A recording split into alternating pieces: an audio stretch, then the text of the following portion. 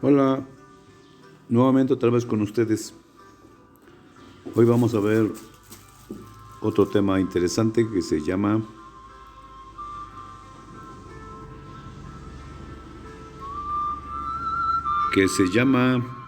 la estructura de la iglesia. Cómo se encuentra estructurada la iglesia, cómo encontrar la jerarquía en la Sagrada Escritura. Entonces, en esta pequeña introducción, bueno, pues entonces si alguien aspira a un cargo, hay lineamientos de ingreso para hombres o mujeres, diáconos, seminaristas, etc. Y esta estructura o jerarquía tiene su origen desde el Antiguo Testamento e iremos viendo de cómo se va estableciendo la jerarquía. ¿Cuál será la finalidad de esta estructura, de este orden? Bueno, un solo rebaño y un solo pastor. El Nuevo Testamento también encontramos normas diseñadas por el Señor Jesús. Y veremos que Jesús hace la entrega de la dignidad real a sus apóstoles, y siempre teniendo en cuenta a Pedro en primer lugar. Ya revestidos de poder, son los que van a dirigir a la llamada iglesia o ciudad de los santos. Pero esta iglesia va a quedar cimentada en los apóstoles. Aunque es enseñanza de Jesús, los apóstoles son el cimiento de la iglesia fundada por Cristo, porque ellos son los que nos van a hacer llegar hasta nosotros el mensaje de Jesucristo. Pero esta iglesia, como veíamos en el tema anterior, no es una iglesia que va a navegar con bandera desplegada, sino sobre todo va a estar llena de desacuerdos, de desencuentros, de escándalos. Por una sencilla razón, Satanás pide permiso a Dios para zarandear a esta iglesia. Entonces se enfrentarán muchos escándalos permitidos por Dios, pero que servirán para que la iglesia vaya creciendo, se vaya fortaleciendo, se vaya purificando. Y vamos a encontrar cómo el Papa tiene la misión de fortalecer a los fieles. También miraremos las obligaciones de obispos de cuidar y apacentar al rebaño, perseverando siempre en la oración, sin olvidar que Cristo está por encima de todo poder. Sí, la iglesia, recordemos, siempre va a ser de Cristo, y aunque es gobernada por hombres, pero Cristo sigue siendo el que tiene todo el poder sobre la iglesia. Los ángeles no tienen el conocimiento, a ellos no les fue revelado el plan de salvación para los hombres, entonces ellos se tienen que conformar contemplando a la iglesia en cómo se va desarrollando el gran misterio de Dios. Esta iglesia que será en los siglos de los siglos, columna y baluarte de la verdad. Por eso decimos que la iglesia no se equivoca. Y también vamos a darnos cuenta que en la iglesia se alaba a Dios. Es camino en el que hay que perseverar. Entonces, ¿es necesaria la iglesia? Claro que sí.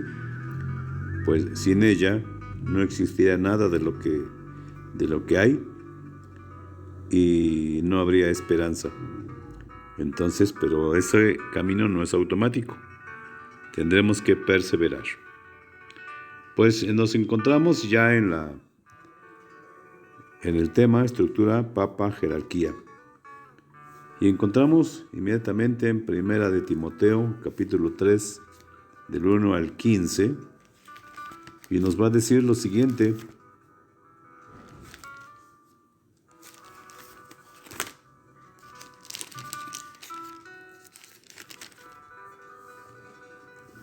si alguien aspira al cargo de obispo, no hay duda de que ambiciona algo muy eminente. Es necesario, pues, que el obispo sea irreprochable, casado una sola vez, casto, dueño de sí, de buenos modales, que acoja fácilmente en su casa y con capacidad para enseñar. No debe ser bebedor ni peleador, sino indulgente, amigo de la paz y desprendido del dinero, que sepa gobernar su propia casa y mantener a sus hijos obedientes y bien criados. Pues si no sabe gobernar su propia casa, ¿cómo podría guiar a la asamblea de Dios? No se debe escoger a un recién convertido, no sea que el cargo se le suba a la cabeza y el diablo lo haga caer. Es necesario también que goce de buena fama ante los que no pertenecen a la iglesia, para que no hablen mal de él y caiga en las redes del diablo. Los diáconos también han de ser respetables y de una sola palabra, moderados en el uso del vino, que no busquen dinero mal ganado y que guarden el misterio de la fe en una conciencia limpia. Primero sean sometidos a prueba y después, si no hubiera nada que reprocharles, sean aceptados como diáconos. Las mujeres igualmente sean respetables, no chismosas, sino serias y dignas de confianza. Los diáconos sean casados una sola vez y gobiernen bien a sus hijos y su propia casa. Los que cumplan bien su oficio se ganarán un lugar de honor, llegando a ser hombres firmes en la fe cristiana. Te doy estas instrucciones con la esperanza de ir pronto a verte, pero si me demoro, para que sepas cómo debes portarte en la casa de Dios, que es la iglesia del Dios vivo, pilar y base de la verdad. Sin lugar a dudas, es grande el misterio de la bondad. Él se ha manifestado en la carne, rehabilitado por el Espíritu. Ha sido presentado a los ángeles, proclamado a todas las naciones y creído en el mundo. Ya fue elevado y glorificado. Como vemos, entonces, encontramos las características, las normas en cómo debe de ser alguien que aspira a un puesto en la iglesia. Y entonces hemos leído y descubierto que tienen que ser personas firmes en su fe, serias, honradas, que no les guste el dinero ni tengan algún vicio, para que no hablen mal de él y para que no hablen mal de la iglesia, para que no haya desprestigio y no caiga en las redes del diablo. Así, a grandes rasgos, ya la Sagrada Escritura nos descubre en 1 Timoteo 3, del 1 al 15, el cómo deben de ser admitidos las personas en la iglesia. Ahora veamos el origen en la Sagrada Escritura. Vamos a buscar números en el número 27:12, en el numeral 27:12 o capítulo 27:12, y veamos lo que dice. Yahvé dijo a Moisés: sube a ese monte,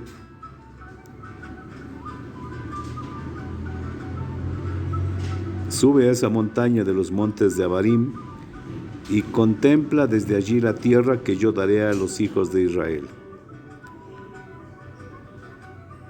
Cuando la hayas visto, irás a reunirte tú también a tu pueblo, como tu hermano Aarón.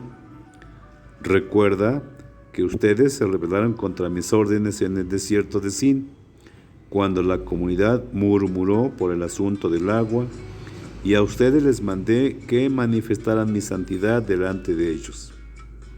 Estas son las aguas de Meribá, en Cades, en el desierto de Sin. Moisés, pues, dijo a Yahvé, que Yahvé, Dios de los espíritus de todos los mortales, designe un hombre para estar al frente de esta comunidad, para que salga y entre al frente de ellos. Él los hará salir y entrar, y con esto el pueblo de Yahvé no se parecerá a un rebaño sin pastor. Yahvé respondió a Moisés, llama a Josué, hijo de Nun, hombre en que está el Espíritu, y pon tu mano sobre él. Lo presentarás al sacerdote Eleazar y a toda la comunidad, y allí le darás instrucciones en presencia de ellos. Le transmitirás una parte de tu autoridad con el fin de que toda la comunidad de los hijos de Israel le obedezca. En adelante se presentará ante el sacerdote Eleazar, y éste consultará a Yahvé por medio del Urim para darle una respuesta. A sus órdenes saldrán y a sus órdenes entrarán todos los hijos de Israel, toda la comunidad. Moisés hizo como le había mandado Yahvé, tomó a Josué, lo puso delante del sacerdote Eleazar y delante de todo el pueblo. Le impuso su mano y lo estableció como Yahvé había dicho por intermedio de Moisés. Nos damos entonces cuenta que desde el Antiguo Testamento, desde los tiempos de Moisés, Dios ha elegido a los que han de gobernar a su pueblo. Entonces nos damos cuenta de una forma, porque hay varios textos, pero una forma de cómo se va integrando la jerarquía en el pueblo de Israel, en el Antiguo Testamento. Luego pasamos a Isaías 22, 20, 23. Y entonces también ahí nos va a hablar ya en otro tiempo. Ya estamos en el siglo IX. Ya estamos ya en otro tiempo, y también ahora les corresponde a otros solicitar a Dios pues que alguien gobierne al pueblo. Escuchemos qué dice Isaías 20, 22, 20, 23. Isaías 22, 20, 23. Y dice así: pondré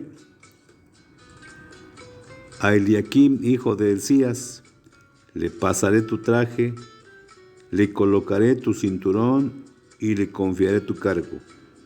Y será un padre para los habitantes de Jerusalén y para la familia de Judá. Pondré en sus manos la llave de la casa de David. Cuando él abra, nadie podrá cerrar, y cuando cierre, nadie podrá abrir. Lo meteré como un clavo en un muro resistente, y su pueblo le dará fama a la familia de su padre. Como verán ustedes, a veces nos critican y dicen que el Papa es la bestia del Apocalipsis, pero no es cierto, puras mentiras. Aquí el profeta Isaías escribe que el poder se le pasará como un traje a Eliakim, ¿sí? Y entonces le colocará su cinturón y le confiará un cargo. Esto es el traje que lo distinga como jefe de su pueblo. Le coloca el cinturón, que significa el poder, y luego le confía el cargo.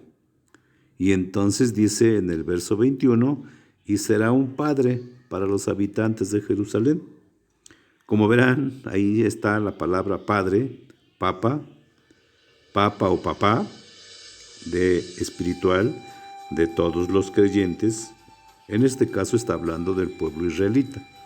Entonces ya desde ahí existe la palabra papa. Que no lo queramos ver o no lo quieran ver, bueno, ese ya es otro asunto, pero él va a ser un papá espiritual para todos los creyentes y para toda la familia de Judá. En el 22 dice que pondrá en sus manos la llave de la casa de David, y cuando él abra, nadie podrá cerrar, y cuando él cierre, nadie podrá abrir. ¿Qué significa? Que entonces la voz del papá o del papa tienen suficiente autoridad. Y entonces por eso decimos que cuando el papa habla a ex cátedra, lo hace con la plena certeza del poder que tiene, y entonces hay que obedecerle. También se habla de la infalibilidad del papa, pues también significa que en cuestiones de fe y costumbres el papa no se equivoca. Y entonces pasémonos ahora a Isaías 36:3. Vamos a ver qué dice Isaías 36, en el verso 3. Estamos en el mismo tiempo del primer Isaías, porque recordemos que la Biblia marca 3 Isaías. El primer Isaías en los capítulos del 1 al 39, el segundo Isaías del 50 al 55, y el tercer Isaías del 56 al 66. Entonces vamos a ver qué dice el 3. A su encuentro salieron el mayordomo del palacio, Eliaquim, el secretario Sobná y el canciller Joás, hijo de Asaf. Esto significa entonces que sí, Eliaquim estaba en funciones, y entonces tenía personas que lo ayudaban. Así es. Y entonces notamos que tiene la autoridad suficiente para ejercer el cargo. Ahora nos pasamos a Apocalipsis 3:7. Y entonces también aquí vamos a encontrar otra cosa interesante.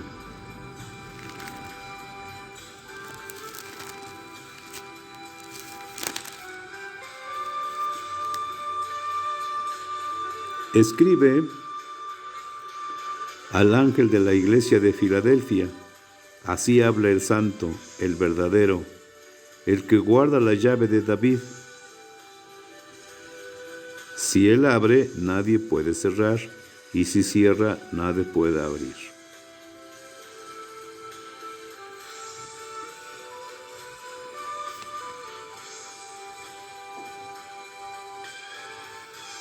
Y nos damos cuenta que entonces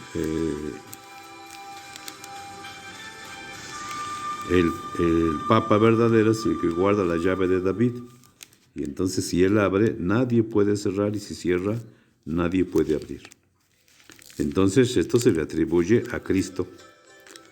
Sí, pero también se le atribuye al Papa, porque Cristo, lo veremos más adelante, le concede la autoridad al Papa. Y en el verso 8 dice: sé lo que vales, he abierto ante ti una puerta que nadie podrá cerrar. Pues por pocas que sean tus fuerzas, has guardado mi palabra y no has renegado de mí. ¿Sí? Y entonces sabe que el Papa sabe de la autoridad, de la grande autoridad y responsabilidad que es puesta a su cargo. Regresémonos ahora a Números 18:7.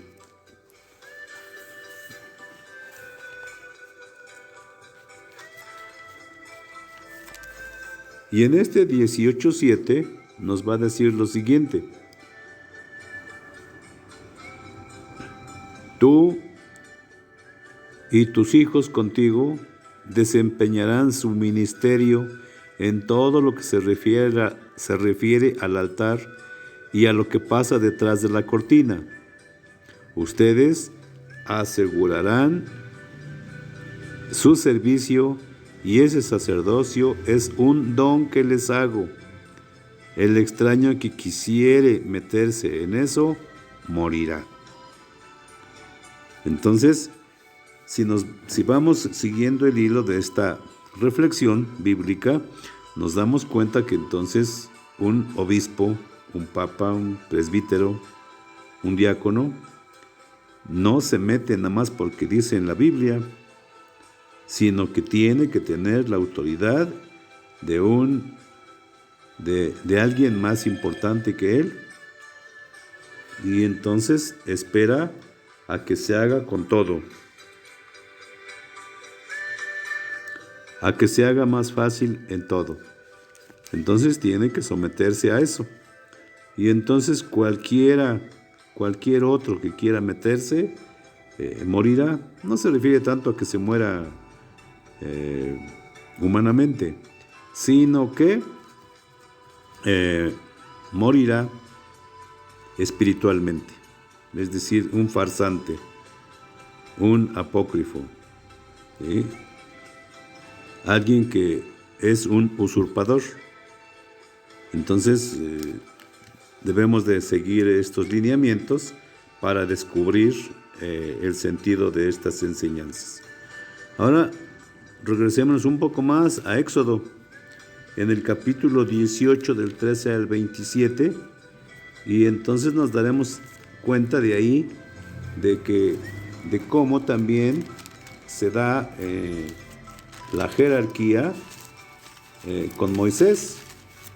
Moisés ya lo vimos que tiene autoridad, pero todavía aún así no hace lo que quiere, sino consulta a Dios. Y vamos a ver cómo está estructurada esta jerarquía. Éxodo 18 del 13 al 27. Al día siguiente Moisés se sentó para ser de juez. Y hubo gente en torno a él desde la mañana hasta la tarde. El suegro de Moisés vio el trabajo que su yerno se imponía por el pueblo y le dijo: ¿Cómo te sacrificas por el pueblo? ¿Por qué estás ahí tú solo y todo este pueblo queda de pie a tu lado desde la mañana hasta la tarde? Moisés contestó a su suegro: el pueblo viene a mí para consultar a Dios. Cuando tienen un pleito, vienen a mí. Yo juzgo entre unos y otros y les doy a conocer las decisiones de Dios y sus normas. Entonces su suegro le dijo: no es lo mejor como tú lo estás haciendo. Acabarás por agotarte tú y este pueblo que está contigo, pues la carga es demasiado pesada para ti y no puedes llevarla tú solo. Ahora escúchame, te voy a dar un consejo y Dios estará contigo. Tú serás para el pueblo el representante de Dios y le llevarás sus problemas. Les explicarás las normas y las instrucciones de Dios, les darás a conocer el camino que deben seguir y las obras que tienen que realizar. Pero elige entre los hombres del pueblo algunos que sean valiosos y que teman a Dios, hombres íntegros y que no se dejen sobornar, y los pondrás al frente del pueblo como jefes de 1000, de 100, de 50 o de 10. Ellos harán de jueces para tu pueblo a cualquier hora. Te presentarán los asuntos más graves, pero decidirán ellos mismos en los asuntos de menos importancia. Así se aliviará tu carga, pues ellos la llevarán contigo. Si procedes como te digo, Dios te comunicará sus decisiones y tú podrás hacerles frente, y toda esa gente llegará felizmente a su tierra. Moisés escuchó a su suegro e hizo todo lo que le había dicho. Eligió hombres capaces de todo Israel y los puso al frente del pueblo como jefes de 1000, de 100, de 50 y de 10. Ellos atendían al pueblo a toda hora para arreglar los problemas de menor importancia y llevaban a Moisés los asuntos más delicados. Luego Moisés despidió a su suegro y lo encaminó hacia su tierra. Bueno, pues entonces aquí descubrimos que, aunque Moisés era un elegido por Dios, no sabía gobernar. Él quería ser un todólogo y bueno, pues no tenía tiempo ni para lo más elemental, su familia, su espacio personal, no tenía. Entonces su suegro Jetro le llama, le aconseja y nos dice que si procede como él le sugiere, Dios lo va a bendecir. ¿Por qué le dice eso? Porque también Jetro era sacerdote en Madián. Sí, seguramente que era de otra religión, pero le servían al mismo Dios. Bien, entonces, en el verso 24 hay unas palabras interesantes que dice, Moisés escuchó, o sea, hizo caso, atendió a la sugerencia de su suegro. Y entonces, seguramente que lo tuvo que haber pensado, lo pensó, y entonces consideró que esa sugerencia era buena para ponerla en práctica, y así lo hizo. Y entonces nos damos cuenta que la autoridad y el poder que él tenía, hubo necesidad de delegarla. Y entonces el pueblo seguramente que se sintió con sus problemas resueltos. Ahora bien, ahora veamos a Deuteronomio 34:9. Y ya con este texto que vamos a ver cómo se instituye la Eucaristía, la Eucaristía, la jerarquía. Y entonces ahora vámonos a Deuteronomio en el capítulo 34, verso 9. Y vamos a ver qué cosa es lo que pasa.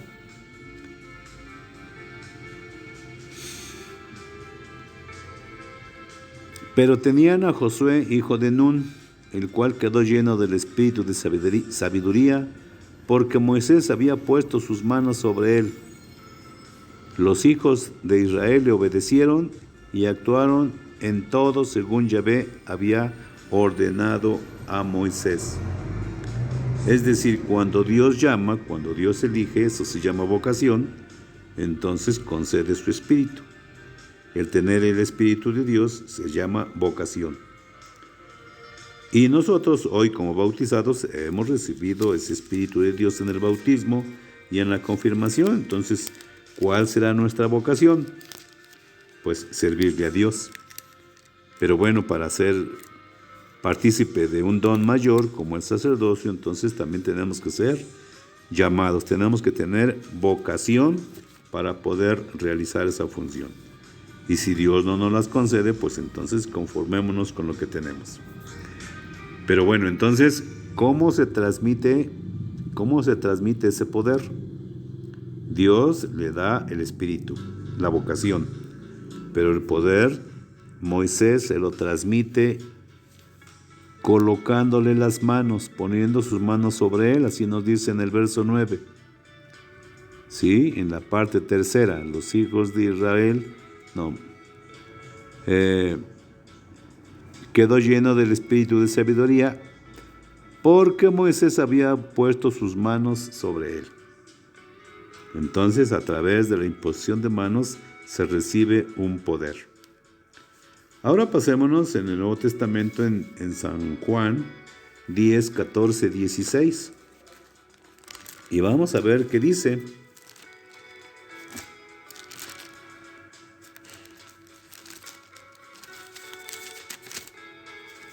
San Juan 10, 14, 16. Vamos a ver cuál es la finalidad de este texto.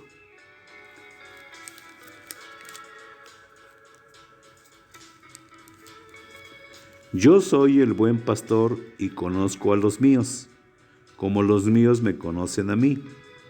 Lo mismo que el Padre me conoce a mí, y yo conozco al Padre, y yo doy mi vida por las ovejas.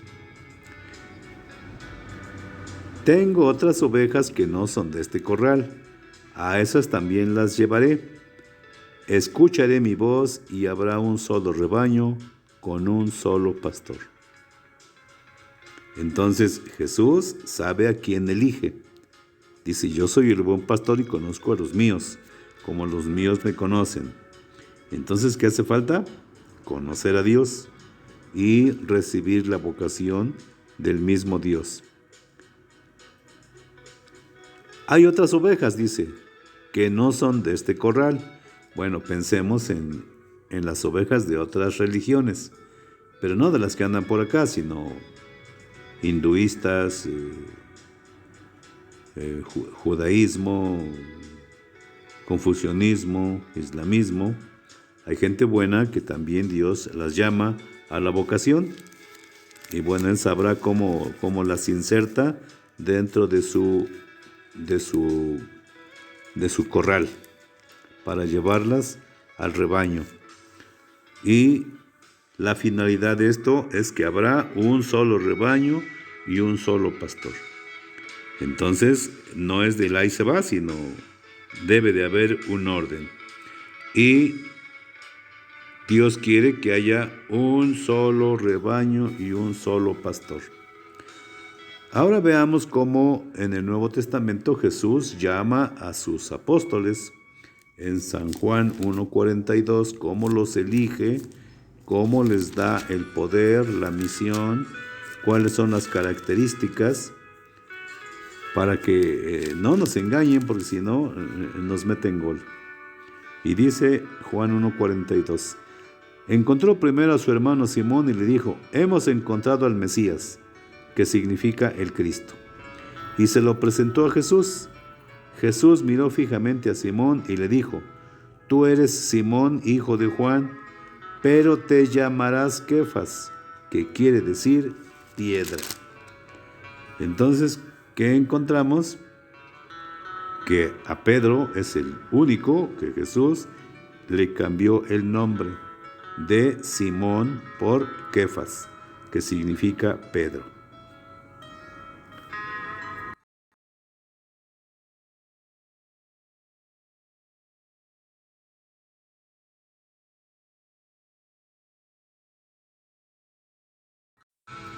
En Marcos soy Dios. En Marcos 3:13, Pedro en primer lugar, también lo vamos a ver en la lista, porque eso es algo interesante, cómo la Sagrada Escritura va resaltando en la medida en que lo menciona, va resaltando. Y veamos qué dice 3:13. Jesús subió al monte y llamó a los que él quiso. Entonces, ¿quién es el que llama? Jesús. ¿Y por qué subió al monte? Porque subir al monte o sentarse en la silla es tener el poder. Llamó a los que él quiso y se reunieron con él. Así instituyó a los 12, a los que llamó también apóstoles, para que estuvieran con él y para enviarlos a predicar, dándoles poder para echar demonios. Fíjense aquí en el verso 14 como dice que instituye a los 12 y para que estén con él, o sea, van a ser sus obreros, sus colaboradores. ¿Y cuál va a ser la misión? Enviarlos a predicar y con poder para echar demonios.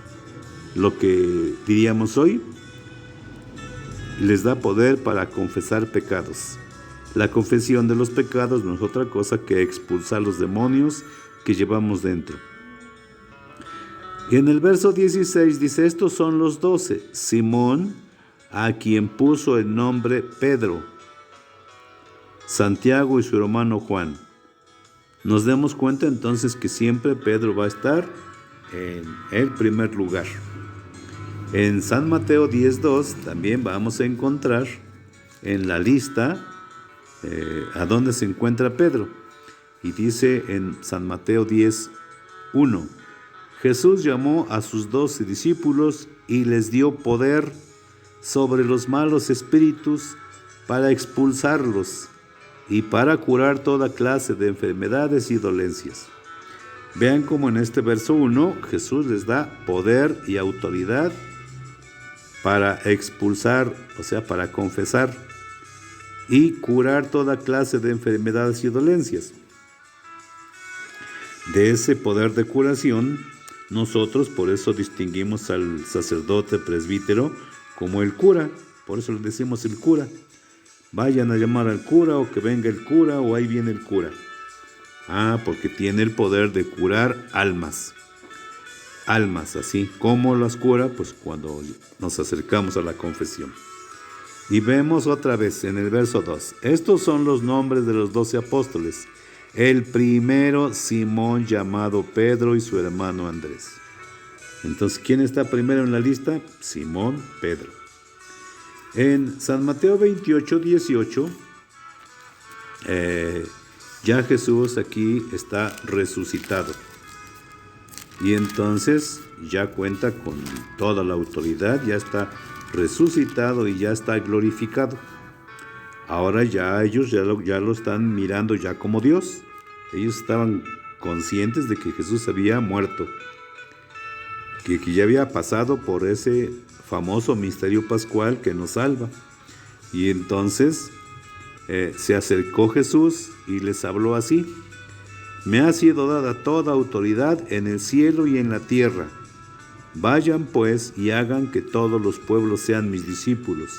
Bautícenlos en el nombre del Padre y del Hijo y del Espíritu Santo, y enséñenles a cumplir todo lo que yo les he encomendado a ustedes. Démonos cuenta entonces que lo que sucede aquí es muy interesante.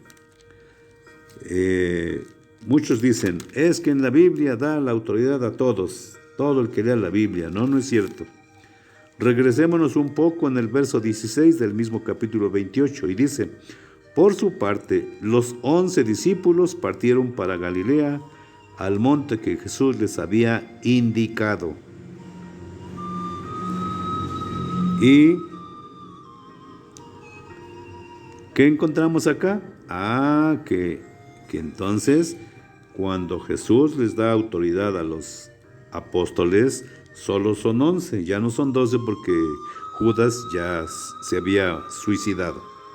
Entonces les da la autoridad a los 11. Y aquí no encontramos a ningún testigo de Jehová, mormón, evangélico. No, aunque se llamen cristianos, no estaban.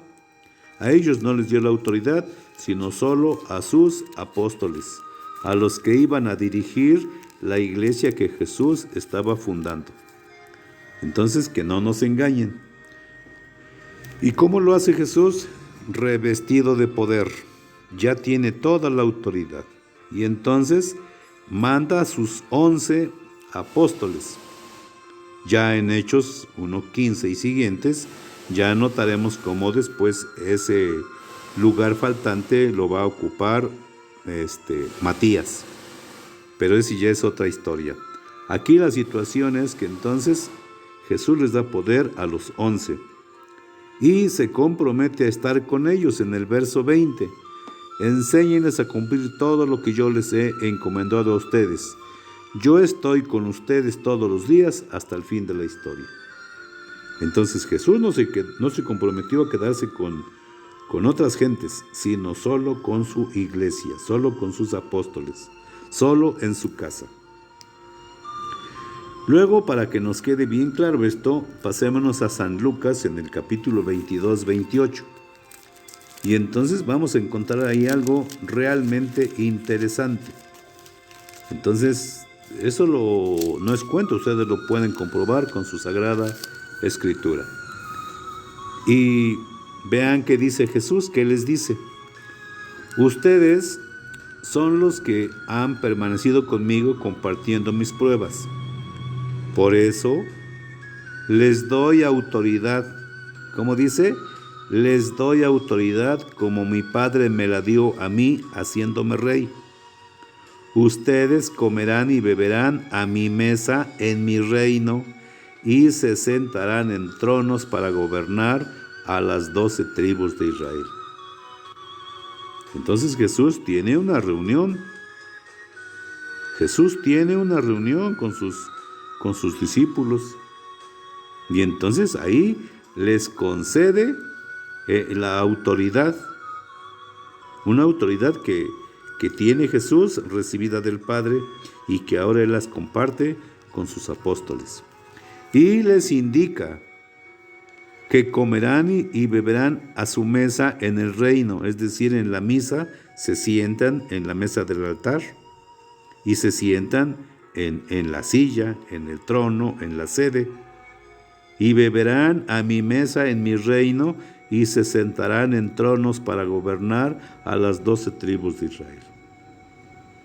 Cuando vas a misa te has de fijar que el sacerdote se levanta y con poder, revestido como rey.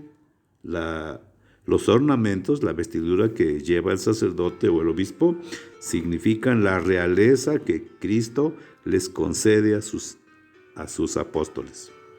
Entonces, un pastor protestante, por más que se quiera lucir, por más que sepa mucho, por mucho que hable y grite, es un impostor.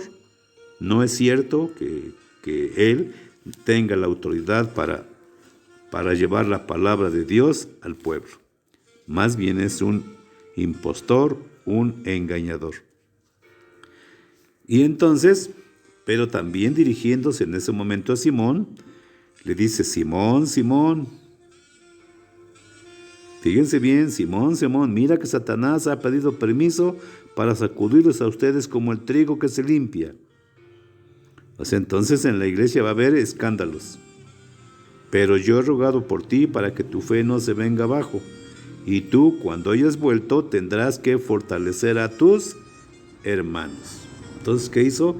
¿Qué hace Pedro? ¿Qué hace el Papa? Fortalecer a los hermanos. Sí, hay escándalos, como ya vimos en el tema anterior, pero son cosas que no se pueden evitar. Bien, pasémonos a Efesios en el capítulo 2, 19. Y entonces vamos a encontrar también algo interesante. Estamos refiriéndonos a la misma jerarquía, a la misma iglesia. Entonces, ¿qué nos dice Efesios 2, 19? Nos dice lo siguiente: así pues, ya no son extranjeros ni huéspedes, sino ciudadanos de la ciudad de los santos. Caray, a ver, ciudadanos de la ciudad de los santos. O sea, son ciudadanos de la iglesia que fundó Jesús. Y esa iglesia está llena de santidad. Y aclara, ustedes son de la casa de Dios. Significa entonces que Dios tiene una casa, y esa casa es la Iglesia Católica. Están cimentados en el edificio cuyas bases son los apóstoles y profetas. Significa entonces que ¿cómo descubrimos a la iglesia fundada por Cristo? A donde están los apóstoles y profetas. Ya vimos que los apóstoles son cimiento, pero cuya piedra angular es Cristo Jesús. Y dice, en él se ajustan los diversos elementos y la construcción se eleva hasta formar un templo santo en el Señor. Entonces todos los bautizados, guiados por la jerarquía, formamos todos un templo santo en el Señor. Entonces que no nos vengan queriendo engañar que en ellos está la santidad o que hay milagros. Tal vez haya milagros, pero no son producto de Jesús, sino deben de ser producto de Satanás. Y dice en el verso 22, en él, en el templo santo, ustedes se van edificando hasta ser un santuario espiritual de Dios. ¿Se dan cuenta de la dignidad que existe dentro de la Iglesia Católica y de la santidad y de la grandeza y de la belleza? Solo aquel que no quiera ver, que no quiera entender y comprender, entonces se podrá ir de la iglesia. Pero el que entiende y comprende, ¿qué cosa voy a hacer a una iglesia fundada por hombres? Entonces, que no se nos olvide. Entonces tenemos que formar en la iglesia un templo espiritual. ¿Pero cómo? Pues con tu puedo y con mi quiero. De lo contrario, no podemos hacer nada. Ya vimos en Lucas 22, 31, 33, donde la iglesia va a ser zarandeada. Ahora pasémonos a San Juan 21, 15, 17. San Juan 21, 15, 17. Y también esto resulta interesante. Cuando terminaron de comer, Jesús dijo a Simón, Pedro, Simón, hijo de Juan, ¿me amas más que estos? Contestó, sí, Señor, tú sabes que te quiero. Jesús le dijo, apacienta mis corderos. Ahora me detengo. ¿Qué significa apacentar? Pues significa llevarlos a buenos pastos, significa alimentar a los corderos. Y entonces, ¿qué hace el sacerdocio en la iglesia? Alimenta a sus corderos, a los fieles, con palabra de Dios, con sacramentos, es decir, con la Eucaristía y con oración. Es así como la iglesia alimenta a sus corderos. En el verso 16 le preguntó por segunda vez, Simón, hijo de Juan, ¿me amas? Pedro volvió a contestar, sí, Señor, tú sabes que te quiero. Jesús le dijo, cuida a mis ovejas. Ah, caray, aquí ya le cambió la palabra. En la primera decía apacienta, ahora dice cuida. Entonces, ¿cuál es la tarea del Papa? Alimentar y cuidar a las ovejas. Insistió Jesús por tercera vez, Simón Pedro, hijo de Juan, ¿me quieres? Pedro se puso triste al ver que Jesús le preguntaba por tercera vez si lo quería y le contestó, Señor, tú lo sabes todo, tú sabes que te quiero. Entonces Jesús le dijo, apacienta mis ovejas. O sea, aliméntamelas bien, con palabra de Dios, con predicación, con evangelio, con Eucaristía, con oración. Eso, entonces vemos que la iglesia no se equivoca, la iglesia sigue fielmente lo que Cristo dejó establecido en su palabra. Ahora pasémonos a Hechos 20-28 y darémonos cuenta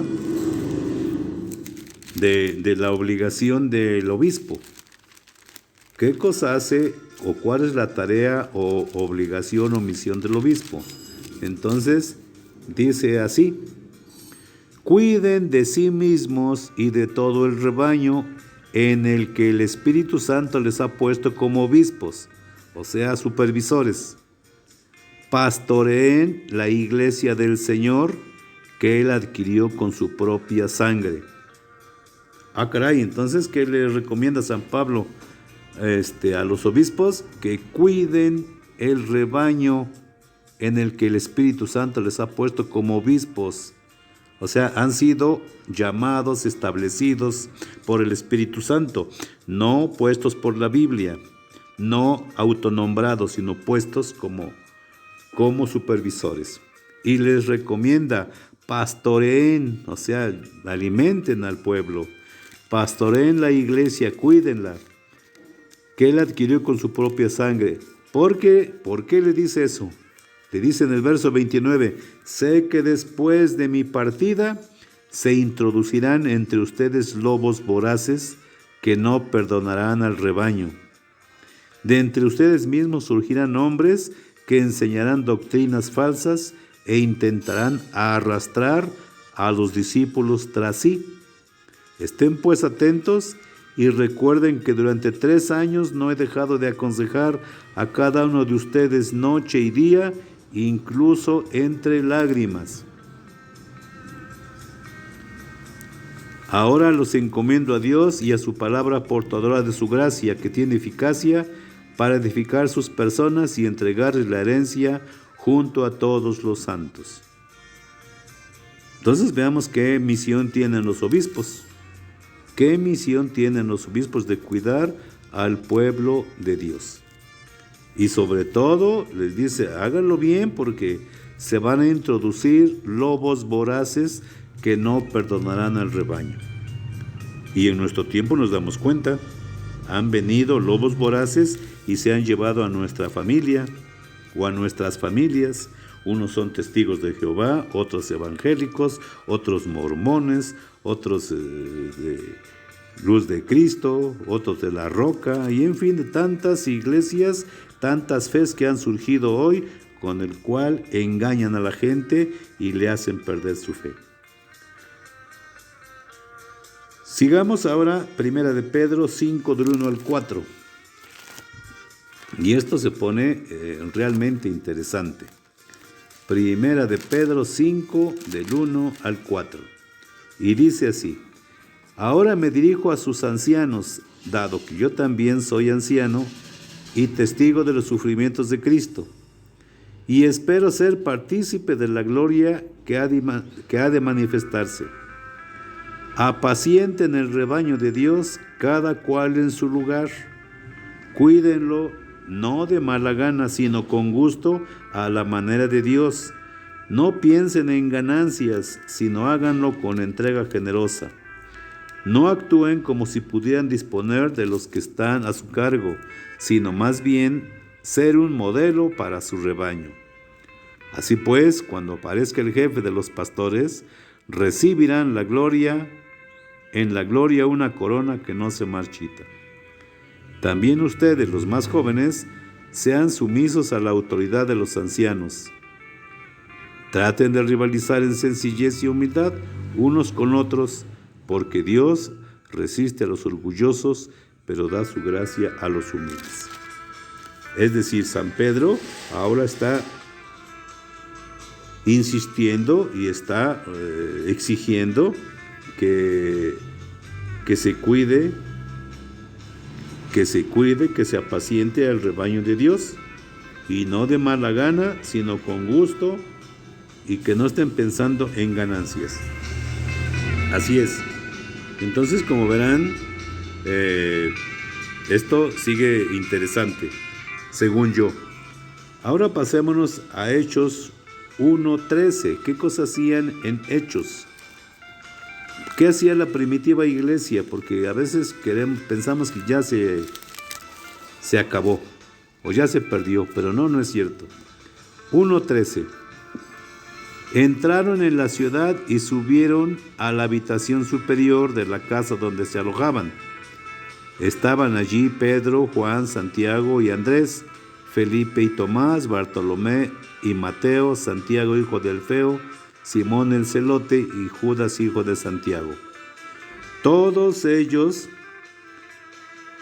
perseveraban juntos en la oración, en compañía de algunas mujeres, de María, la madre de Jesús, y de sus hermanos.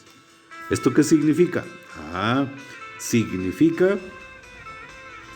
Significa que la iglesia es de unidad, y significa que los mismos apóstoles llevaron a efecto la misión que les confió: no separarse, mantenerse siempre unidos.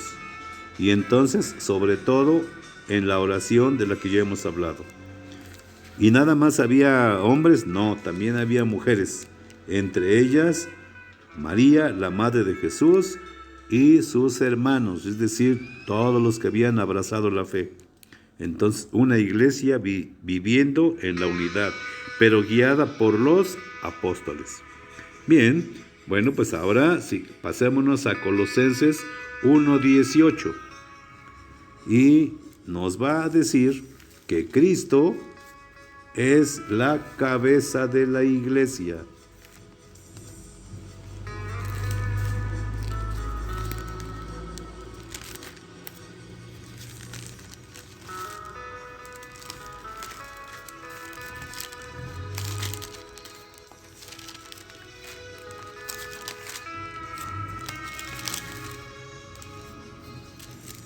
Colosenses 1:18.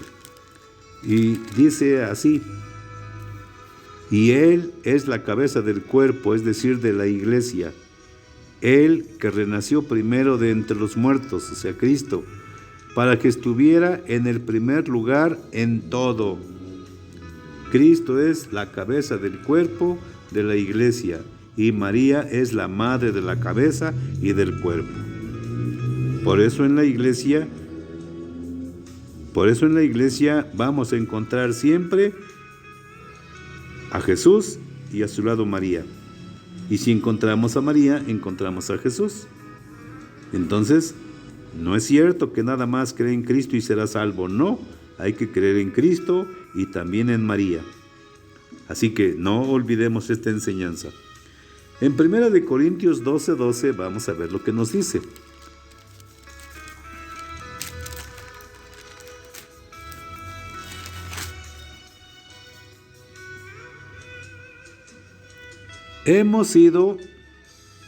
Las partes del cuerpo son muchas, pero el cuerpo es uno. Por muchas que sean las partes, todas forman un solo cuerpo. Así también Cristo. Hemos sido bautizados en el único Espíritu para que formáramos un solo cuerpo. Ya fuéramos judíos o griegos, esclavos o libres, y todos hemos bebido del único Espíritu. Es decir, entonces la iglesia que fundó Jesús tiene una jerarquía, tiene unos dirigentes, y esos nos invitan o debemos de permanecer unidos a ellos en la oración, ya que todos hemos sido llamados por Dios a una misma vocación.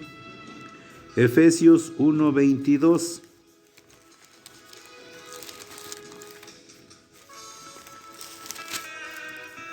Nos va a decir lo siguiente: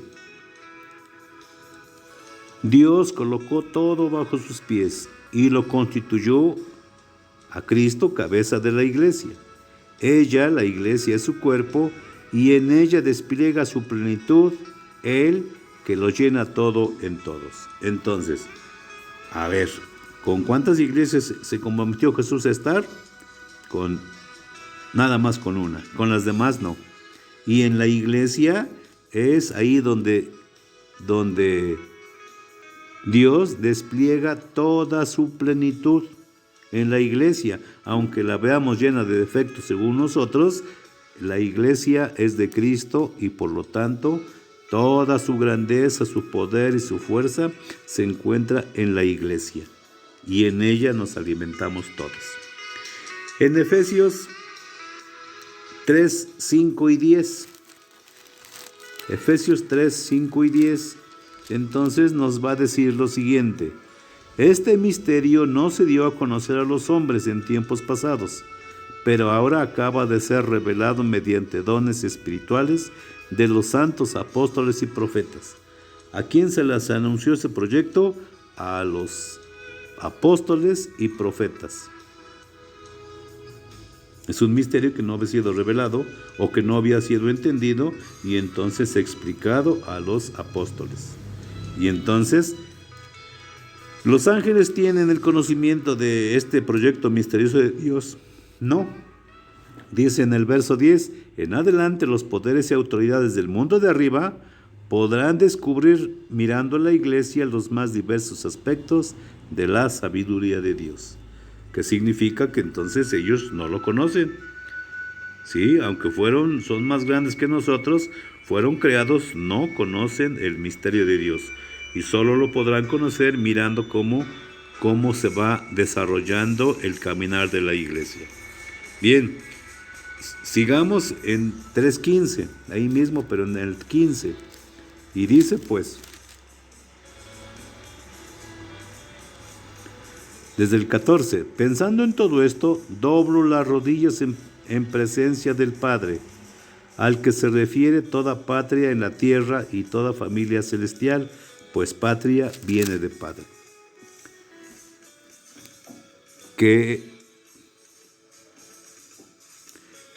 Él se digne, según la riqueza de su gloria, fortalecer en ustedes por el Espíritu al hombre interior. Entonces,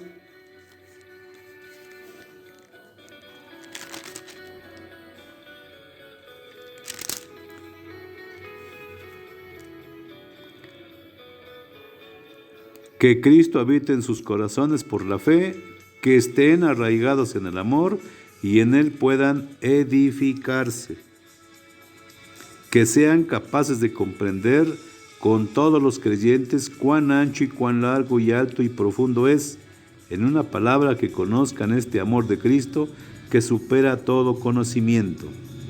En fin, que queden colmados hasta recibir toda la plenitud de Dios, a Dios cuya fuerza actúa en nosotros y que puede realizar mucho más de lo que pedimos o imaginamos. A Él la gloria en la iglesia y en Cristo Jesús por todas las generaciones y todos los tiempos. ¿Sí? Entonces vemos Primera de Timoteo ¿Qué cosa es la iglesia? Primera de Timoteo en el capítulo 3:15, porque acabo de leer Efesios 3:20, pero entonces 15. Y dice así: pero si me demoro para que sepas cómo debes de portarte en la casa de Dios, que es la iglesia del Dios vivo, pilar y base de la verdad. Entonces, ¿a dónde se encuentra la verdad? En la iglesia. ¿La iglesia se equivoca? No, porque es pilar y base de la verdad. ¿Dónde actúa Dios? En la iglesia, Efesios 3:20. Y ya vimos que entonces Dios tiene una casa y Él se comprometió a quedarse en ella. Efesios 5:22. Bueno, acá nos va a descubrir la grandeza y la belleza de la iglesia. Dice 5:22 y siguientes: sométanse las esposas a sus maridos como al Señor. El hombre es cabeza de la mujer, como Cristo es cabeza de la iglesia, cuerpo suyo, del cual es asimismo Salvador.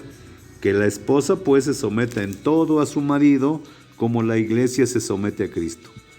Maridos, amen a sus esposas como Cristo amó a la iglesia y se entregó a sí mismo por ella.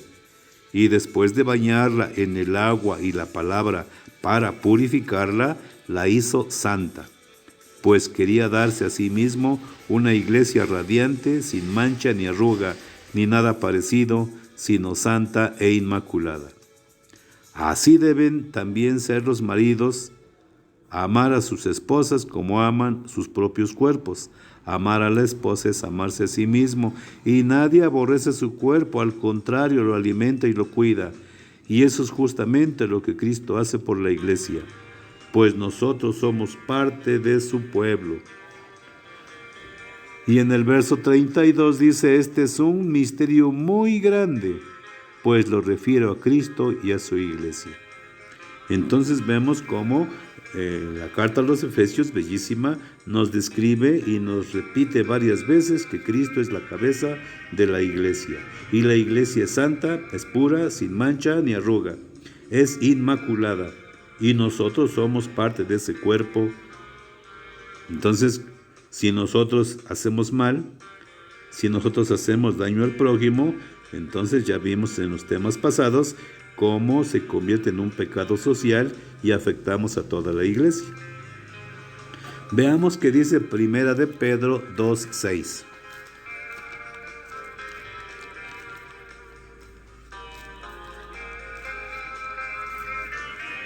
Primera de Pedro 2:6. Dice la Escritura: voy a colocar en Sión una piedra angular, escogida y preciosa. Quien se afirme en ella no quedará defraudado. Entonces, ¿en quién hay que confiar? En Cristo y en la iglesia. Dios no nos va a defraudar. Que si la iglesia tiene errores, ya vimos que sí, la formamos puros pecadores, pero también hay santos. Entonces, pero llamados a la santidad. Y entonces, ¿a dónde hay que poner nuestra confianza? En Cristo y en la iglesia, que tiene poder para salvarnos. Ahora vamos a Hebreos 12:12, siguiendo con la misma idea. Y vamos a ver qué nos dice Hebreos 2:12. Hebreos 2:12.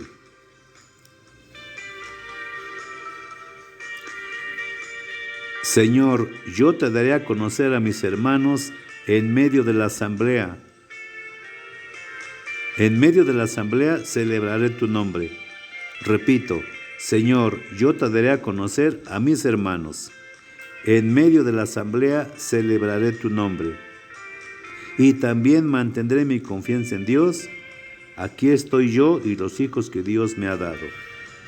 Sí, entonces, sí sabemos que al Padre le llamamos Padre, pero es un Padre espiritual. Y entonces aquí se está refiriendo a que ese padre espiritual le ha dado Dios muchos hijos. Y entonces, ¿qué hace el padre espiritual? Celebra, nos da a conocer a Cristo, a su doctrina, sus enseñanzas, nos las da a conocer en medio de la asamblea. Ahí es donde nos convoca Dios para que seamos instruidos, alimentados con la palabra de Dios, con la oración y con los sacramentos.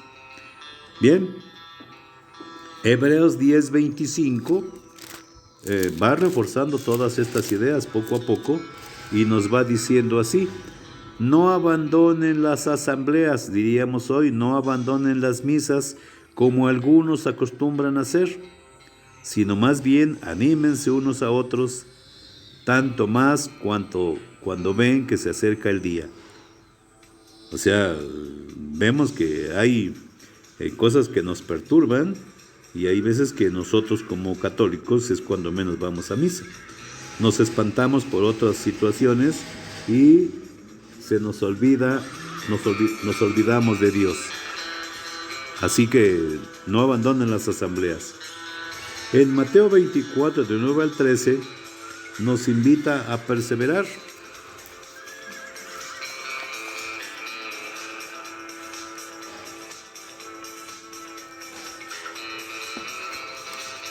En este pasaje se está hablando del fin del mundo y entonces, pero también nos indica qué cosa va a pasar ya cerca del final. Entonces veamos qué dice del 9. Dice: entonces, los que quieran perseverar, los denunciarán a ustedes y serán torturados y asesinados. Todas las naciones los odiarán por mi causa. En esos días muchos tropezarán y caerán. De repente se odiarán y se traicionarán unos a otros. Aparecerán falsos profetas que engañarán a mucha gente, y tanta será la maldad que el amor se enfriará en muchos. Pero el que se mantenga firme hasta el fin, ese se salvará. Entonces, ¿de qué se trata esto? De perseverar, de mantenerse firme en la fe, pase lo que pase, porque si no es así, la fe de muchos se va a enfriar. Y bueno, seguramente que pagaremos las consecuencias de ese enfriamiento de la fe. Ahora regresémonos a Hebreos, en el capítulo 12. En el capítulo 12, y miremos qué nos dice.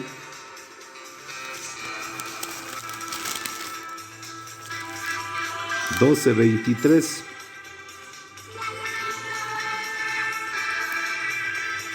A la asamblea en fiesta de los primeros ciudadanos del cielo, a Dios juez universal, a los que rodean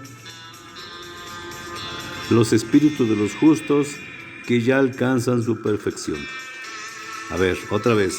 A la asamblea en fiesta de los primeros ciudadanos del cielo, a Dios juez universal, al que rodean los espíritus de los justos que ya alcanzaron su perfección. Significa entonces esto, que si nosotros perseveramos como fieles hijos de Dios, estando cerca del Señor, alimentándonos de su palabra, de su Eucaristía, de la oración, entonces probablemente podamos alcanzar la justicia de Dios y nos dará la santidad. Y todos los que han muerto y perseveraron, ahora se han vuelto ciudadanos del cielo y están rodeando a Dios, los espíritus de los justos, porque alcanzaron su perfección. Entonces, la invitación es a perseverar, porque de lo contrario nos podemos quedar fuera. Vamos a terminar ya con Hebreos 12:25. Dice: cuidado pues de hacerse los sordos con el que habla, pues si no se salvaron en aquel tiempo los que desoyeron las palabras del profeta en la tierra, menos todavía nosotros, si nos desentendemos del que habla desde los cielos. Ah, caray. Dices, pues todavía me falta, quién sabe cuándo me muera, tal vez voy a vivir 90 años. Bueno, pues yo creo que no te la creas, porque al rato, mañana, pasado, seguramente estés frente al Creador. Y entonces, ¿qué cuentas vas a entregar por haber desoído las palabras de Dios? Entonces la invitación es a acercarse con corazón sincero, alegre y abierto, porque si no, nos podemos quedar fuera. Hebreos 12:14. Procuren estar en paz con todos y progresen en la santidad, pues sin ella nadie verá al Señor. Hermanos, creo que esto como colofón resulta realmente sorprendente. Nos invita a ponernos en paz con todos y progresar en la santidad. Sin ella, sin santidad, nadie podrá ver al Señor. Recuerden que el tiempo que vivimos en esta vida es el tiempo que Dios nos concede para poderlo elegir. Y elegir a Dios es sabiduría. Si nosotros nos dedicamos más a hacer dinero, a las cosas mundanas, créanme que probablemente lo lamentemos. Bueno, pues que este tema esperamos que les haya servido, que les haya visto de otra manera el cómo la jerarquía se ha establecido en la iglesia y de cómo Dios ha dado poder y autoridad a los hombres para guiar a su iglesia. ¿Sí? Entonces, dejémonos de críticas, pongámonos humildes, obedientes, sencillos, sin orgullo, sin prepotencia. Recuerden que todos nos vamos a morir, unos más primero y otros más después, pero todos los que hemos nacido en este mundo estamos destinados a la muerte humana. Ojalá y no sea a la muerte espiritual. Pues que Dios quede con ustedes. Cualquier pregunta, no olviden dejarla en la bandeja, compartir el tema, aprender, memorizar las citas bíblicas. Ya saben, el tema lo pueden mirar, lo pueden adelantar, atrasar, repetir, copiar. Pueden hacer lo que gusten siempre que lo hagan para el bien y para la gloria de Dios. Que Dios los siga bendiciendo y nos vemos en la próxima exposición. En el nombre del Padre, del Hijo y del Espíritu Santo. Amén.